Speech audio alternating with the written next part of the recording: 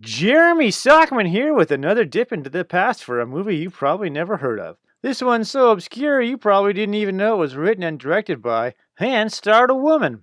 That's right, her name is Elaine May, a real triple threat from back in the days when we were told women weren't even allowed in Hollywood. But there's a dark truth lurking behind the big laughs and flashy cars of this tale, so let's take a look. A new lead stars everyone's favorite living droopy dog double, Walter Matthau, as Henry Graham, wealthy playboy living the big life. He's got the nice car, the membership to the exclusive club, the fancy clothes, and the doting butler. But there's one problem. He's all out of cash. His lawyer gives him the bad news and he's all set for suicide when he comes up with a plan. Marry a wealthy woman and live off her. So he makes a bet with his rich uncle for some capital up front and goes about wooing. Only one hiccup. Everyone he meets is a real dud. I eat, I sleep, I swim, I dry off. All so simple. Perhaps even primitive, yet it satisfies me. Wouldn't you know it, love finds a way and he bumps into clumsy heiress Henrietta Lowell, played by our writer and director Elaine May. She's a real ditz, dropping her tea and dressing like a schlub. But Henry uses the power of botany to get her to marry him and stave off being poor. But uh-oh, hold up, Henry. The courtship was so fast he didn't realize he can't stand Henrietta. She's uncultured and uncouth. So there's only one answer. Murder. Get poison from gardening shed.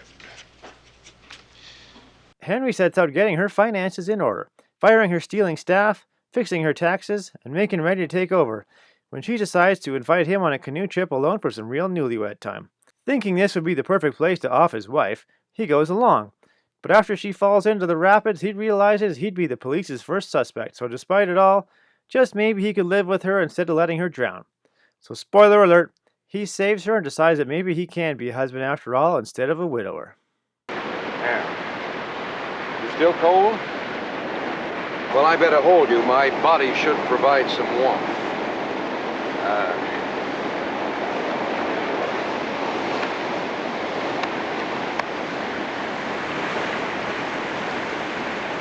Now this might all sound like a typical romantic comedy, and in a lot of ways it is. But what a new leaf has lurking behind its thick shrubbery is something much darker. This is a movie that doesn't believe love exists. Henry only wanted a woman because he was broke.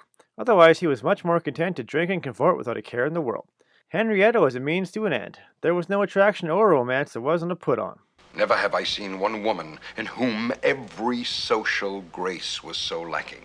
Did I say she was primitive? I retract that. She's feral. I've never spent a more physically destructive evening in my life. I am nauseated. I limp.